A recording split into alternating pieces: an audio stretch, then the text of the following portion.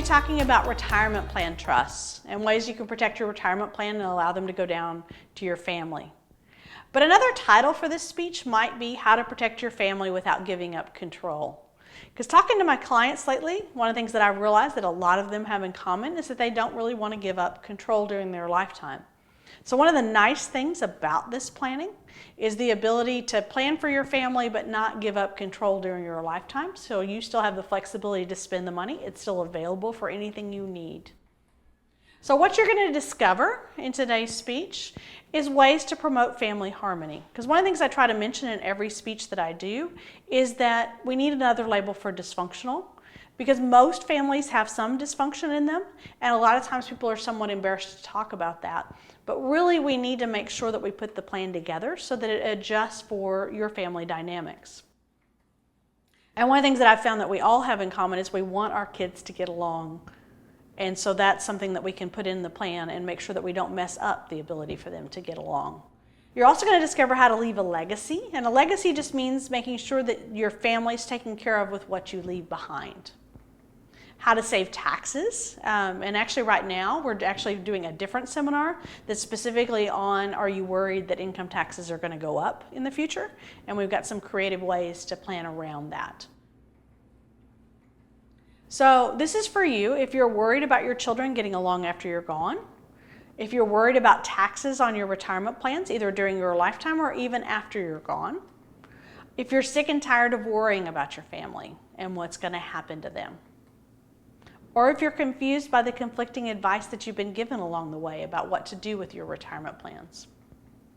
So imagine having the peace of mind knowing your family is going to get along after you're gone, knowing that you're saving as much as you can on taxes during your lifetime and your kids' lifetimes, and imagine having a plan customized to your unique family situation. So a little bit about our firm before I get started. We've helped over 6,000 families protect the assets that they leave to their loved ones from divorce, creditors, and lawsuits. We've also helped over 300 families implement the plans that we've designed, and over 1,200 families implement the plans that other attorneys have designed. And the reason why that's important to you is because for most of us, this is kind of depressing to talk about. So you're going to want to put together a plan, put it on the shelf, and forget about it. But what's important to you is that you're taken care of if something happens, and your family is taken care of if something happens. The other thing that's somewhat unique about our firm is we do both estate planning and elder law. So estate planning is what we're talking about today. It's the who gets your stuff when you die. Elder law is veterans and Medicaid planning. And I have other seminars you can watch regarding those topics. Our firm also belongs to a lot of professional organizations. And the advantage to that for you is you're getting the experience of not only the 4 attorneys in our office, but also of other attorneys nationwide.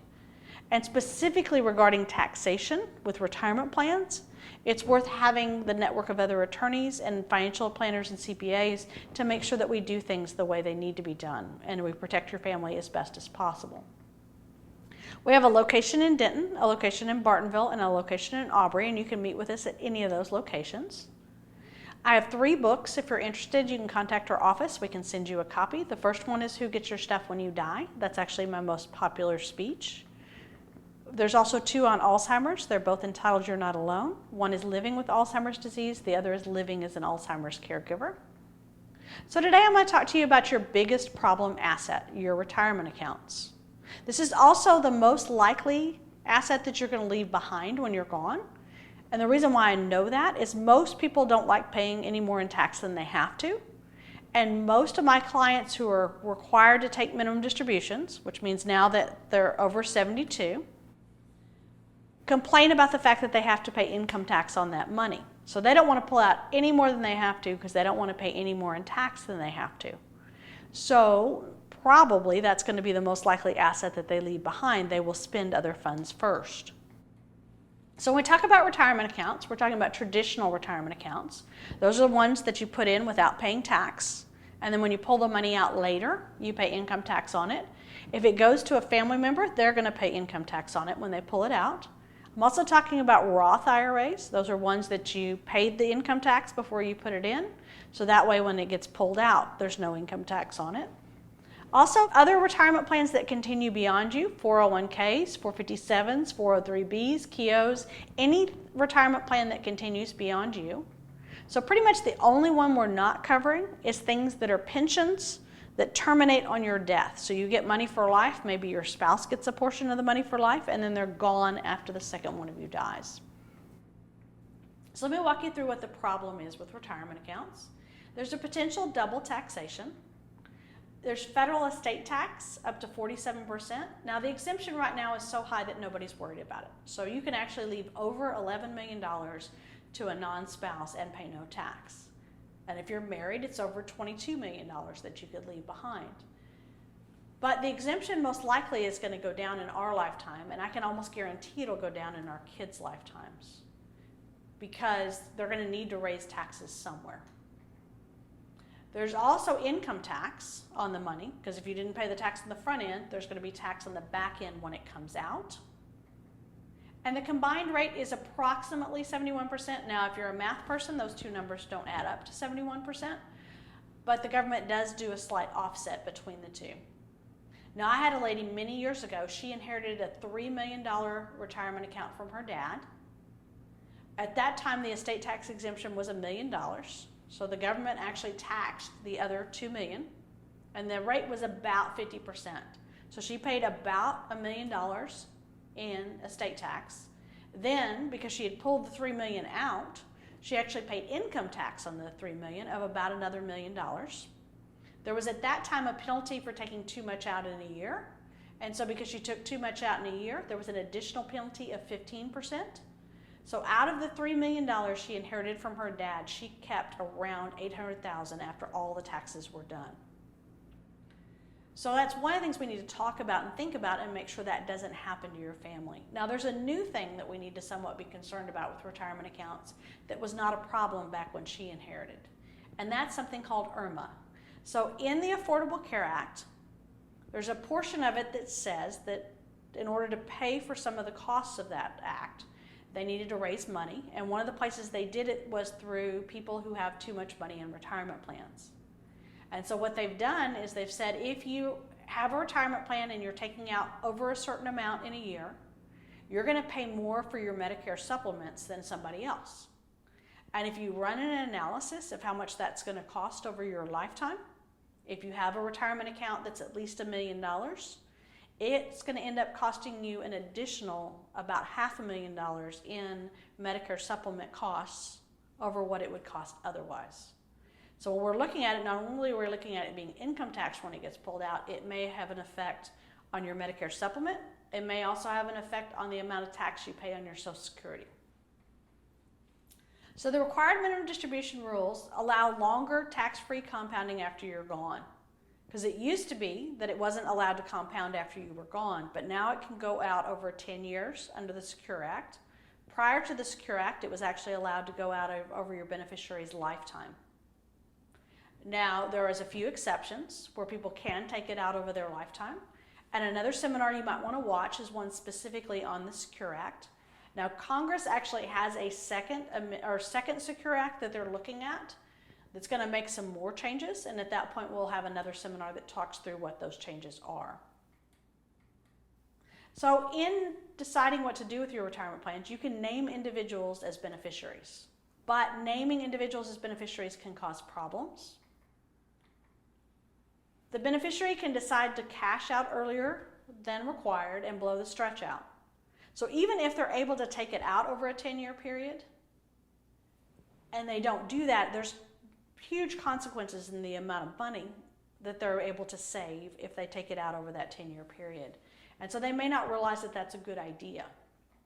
Now, they may not be aware of the rules or choices, so they may not be aware they can take it out slowly.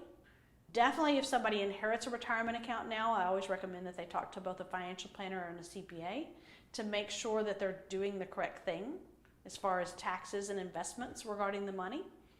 But if they pull it out, there's no way to put it back in. So once you've got it out of the retirement account, there's no way to put it back in. And I've actually had 3 different clients who inherited retirement accounts that were around $200,000. Every one of those clients actually cashed in the retirement plan and then invested the money, and then realized they could have left it in and taken it out over a slower period of time and had it lower taxes. But once it was out, there's no way to stick it back in. Now, your retirement plans, you can pull them out, and as long as you put the money back in within a certain period of time, it's as though you never took it out. They may ask the custodian, meaning the investment firm, what to do, and if they send a check, they may cash it. Or a corporate plan. A lot of corporate plans require that it be paid out in a year, so you don't get the full benefit of the 10 years. Most financial planners say that if you no longer work for a company, your money in your 401k shouldn't still be with that company, because there's not as much flexibility in what happens with that money during your lifetime or your family's lifetime. Now, the absolute worst thing they can do is roll the retirement account into their own account. I actually had a client who asked their financial advisor what to do with an inherited retirement account. That financial advisor told them to actually roll it into their own account. Now, fortunately for the financial advisor, the amount was only $50,000, because what happened was when they put it into their own retirement account, that was an improper contribution to a retirement account. So they ended up owing income tax on all of it, plus a penalty for an improper contribution to the retirement account. And so the financial advisor, their firm, actually paid that penalty. And that's why I said it's fortunate that it wasn't a large amount. Or the beneficiary, their spouse or another third party, may just want to spend the money. I've told you in other seminars, most inheritances are treated exactly like lottery winnings, which means they're spent within 1 year. So the people you're leaving it to, are they going to be disciplined enough to take it out over their lifetime? So how many of you think at least one of these apply to the people you're leaving money to? The wrong people eventually inheriting the assets. And what I mean by that is if you leave money to your daughter and she passes away, most likely she's going to leave it to her husband. And if he remarries, he's going to leave it to whoever he marries next, which means it doesn't go to your grandkids. And most of my clients who have grandchildren are focused on making sure that their kids are taken care of, but whatever's left goes down to those grandkids. And we can put in language that does that, but giving it to them outright, it may not happen that way. Poor spending habits of the beneficiaries, their spouses or their kids. So are they likely to blow it within that 1 year period? Poor money management skills of the beneficiaries. And one of the things we talk about with our clients is, will your children know how to pick a financial advisor? Because if they've never had money and they've never invested money, are they going to know how to do that and how to pick somebody in order to do that? And we can add in language that says that they stay with your current financial advisor or they use certain criteria to pick a financial advisor. Your beneficiary's spouse taking someone in a divorce is another risk, because if you leave it to them outright, it becomes part of their assets and might be vulnerable to being separated in a divorce. If they're young, elderly, or disabled and unable to manage their own affairs, leaving them money outright is probably not a good idea. And there's some things we can do to protect. And a beneficiary, if they're on government benefits, they could lose those government benefits by receiving more than $2,000. So what we can do is we can actually put it in a special needs trust. That's a wrapper that we put around it. That makes it where the money's available for them if they need it, but doesn't count against them and doesn't throw them off of those benefits. Lawsuits, creditors, or even bankruptcy can grab the retirement account if it's left to them outright. And there could be an estate tax when they pass it down. So if you were to take a retirement account, you leave it to your son and you leave it to him in trust, and then he actually then passes it down to his kids, there won't be an estate tax on it when he passes away. If you leave it to him outright, there will be an estate tax when it goes from him to his kids. As I told you, the exemption right now is so high, most people aren't worrying about it, but it's likely to come down in our lifetime. It's definitely likely to happen in our kids' lifetime. So I'm going to talk to you about maximizing stretch out and protection for your family.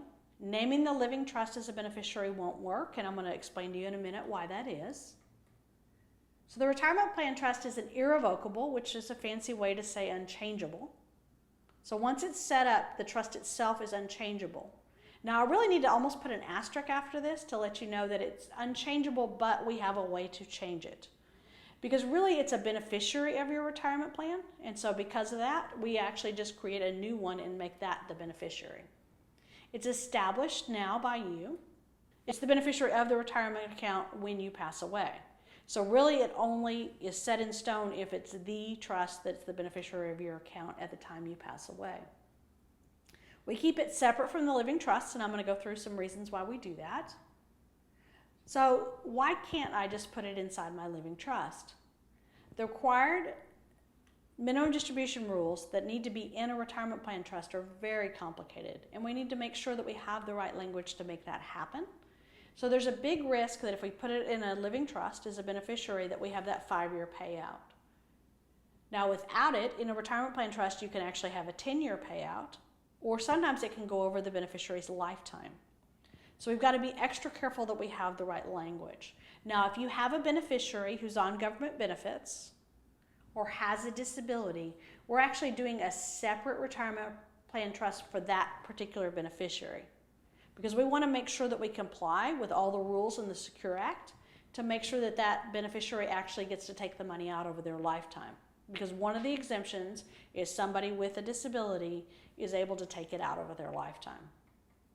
We keep it separate from the retirement plan trust because that alerts the beneficiaries of the special treatment of the funds, why it makes sense to take it out slowly. It's also easier for the custodian, meaning the investment firm, to read, understand, and accept it if it's separate from the other. So how it works, and in this illustration there's a faucet. The faucet on it says the word IRA. It has drips out of it. Those drips are the required minimum distributions. They drip into a pitcher, and that pitcher is the trust, which provides protection. And then as you want, they pour out to the beneficiary themselves. Now, sometimes you have a beneficiary who's not responsible with money or has a reason, something going bad in their lives, where it doesn't make sense for you to give the money to them right away. So we might keep it inside the pitcher in order to have protection, but most of the time, required minimum distributions pour out to the beneficiary themselves. So let me walk you through a case study. This is Bob and Betty. Primary beneficiary of Bob's retirement account is Betty. Secondary beneficiary is the kids. Their oldest son, Bob Jr., he's a surgeon. He has a high-maintenance wife. They're a little concerned that she might influence him to spend it right away. Also, because he's a surgeon, they're a little concerned that he might get sued and that people suing him might take away his retirement, the money that he's inherited. And if he's successful, there's going to be a second estate tax when he passes the money down to his kids. So the middle one is Jane. Jane lacks the financial experience to manage the money. And in talking it over with Bob and Betty, one of the things that we discussed was making it where Jane has to use the same financial advisor that they use. And actually, we're going to do that for all 3 kids.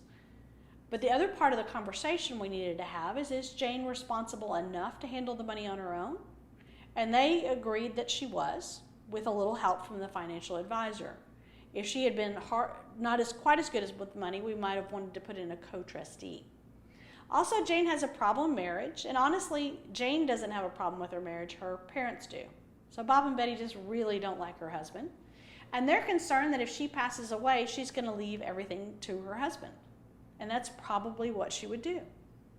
So we're going to put some protection in there to make sure that it goes from Jane to the grandkids. And then this family has a Joe. And Joe's the kid that never quite gets it right. So Joe is very soft-hearted, would give away money if he didn't currently need it. He also is a little irresponsible with the things that he does. Some families that Joe has, this particular Joe might have a disability, but it's never been diagnosed.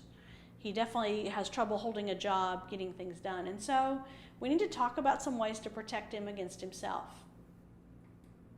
So will your retirement accounts be properly protected from your loved ones losing their inheritance to unwanted third parties or the federal government? So what we recommend is a retirement plan trust. On it, the initial beneficiary is going to be Betty. And actually, Betty will of those retirement accounts, most likely, she's going to be the outright beneficiary. And the reason why she's going to be the outright beneficiary is that's the best thing to do tax-wise.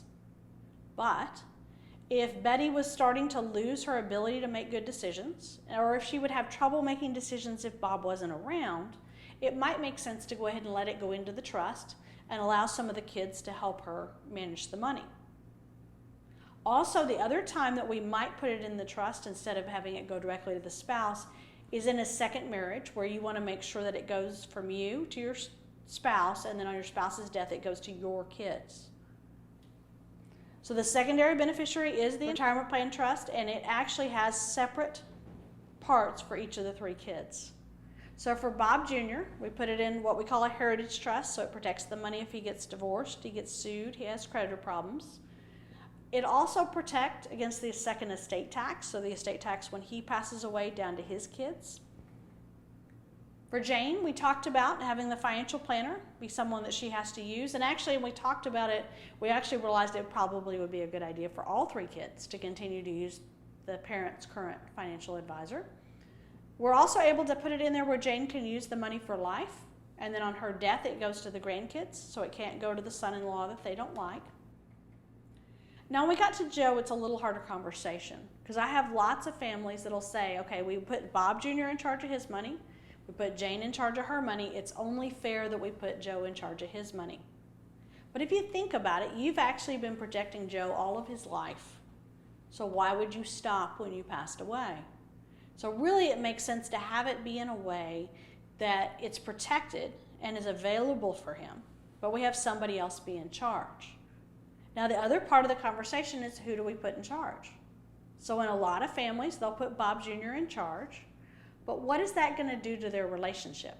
Because Joe is constantly going to be asking Bob Jr. for money. Bob Jr. is constantly going to be telling him no. What is that going to do to their relationship? And as I said earlier, most parents want their kids to get along.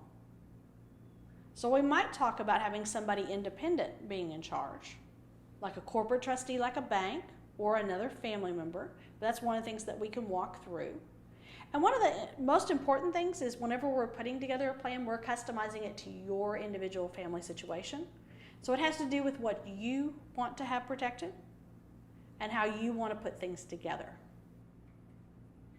So the Heritage Trust, the one that protects against divorce, creditors, and lawsuits, is recommended equipment in every new living trust that we build.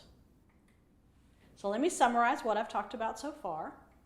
The benefits of the retirement plan trust: we can maximize income tax deferral and wealth accumulation to take advantage of the stretch out, even for Roths, and actually especially for Roths.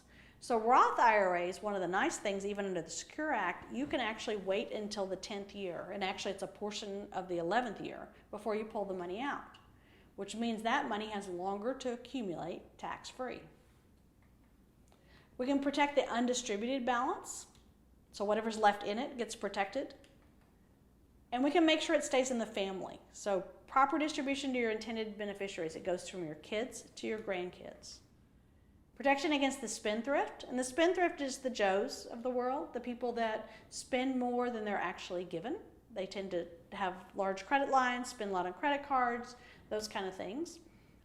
We can add in professional money management. A lot of my clients do that. They stay with the current financial advisor, or at least have criteria in how you pick a financial advisor.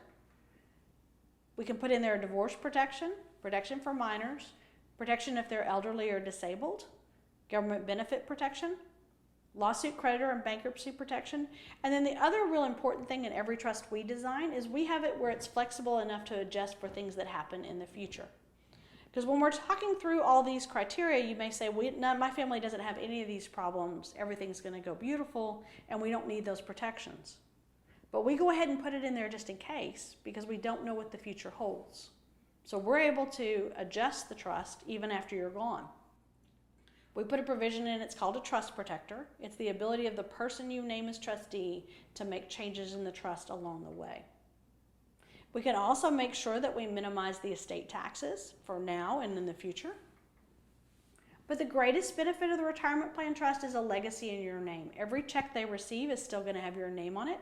Hopefully that reminds them that you've worked all your life to accumulate this money and makes them not spend it quite as quickly. So should you get a retirement plan trust, you have a will or a living trust to properly distribute and protect all your other assets. It's specifically a living trust designed for retirement plans. But it's not one-size-fits-all planning. A lot of times people will say, okay, I've figured out I need one. I've just got to go out and shop and find the cheapest one possible. But you've got to make sure that the attorney you're working with knows how to coordinate some of the complex IRS requirements in this trust. You've also got to make sure that it actually gets customized to your unique family situation. It's got to meet all the IRS technical requirements. It needs to coordinate with your overall estate plan. And we may need to change some of your other documents, like your living trust and your will, because we might want to upgrade your current living trust to include the heritage trust provisions. We might want to change the trustee, and you may want to change the distribution pattern. One of the things I talk about in the Secure Act seminar is the fact that we used to leave the money for our kids for their lifetime and then say that it went to the grandkids next. But the Secure Act allows a 10-year payout.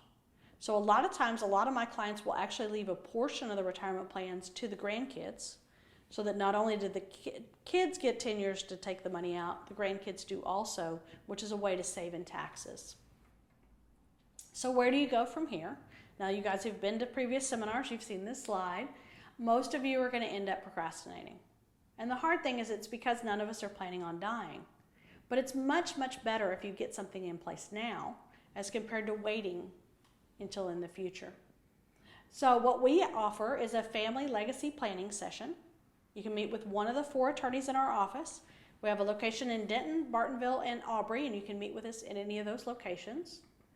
It's a 1-hour meeting in our office, or if you want, we can do it through Zoom. So we can do a Zoom meeting or a phone call. And during that period of time, we're going to get to know your family, design a plan to protect your family, which means the assets you leave to your family are protected from creditors, divorce, and lawsuits. Plus, we're going to customize them to your unique family situation. At the end of our time together, you're going to do one of 2 things. You're going to walk away with information that will allow you to customize a plan for your family, or you're going to hire us to implement your customized plan. Now, about 95% of the people that come into our office do hire us to put together the plan, but in the event you don't, you will have information that you can use to design a plan yourself. After our meeting, we're going to schedule a time to implement your plan. We're going to create a flow chart customized to your unique family situation. We're going to go over the important parts of your documents, and then you're going to sign them. Early in my career, I used to send out all the documents to you ahead of time to read. It's a stack about this tall, and what I found is I had a really hard time getting anybody to come back because it was just so overwhelming to look through that amount of documents by yourself. So we walk you through it, we make sure you understand what you're signing, and then we have you sign those documents. So you can call our office to book a time in order for us to get together. We would love to meet with you, get to know your family, put together a plan that works for your family.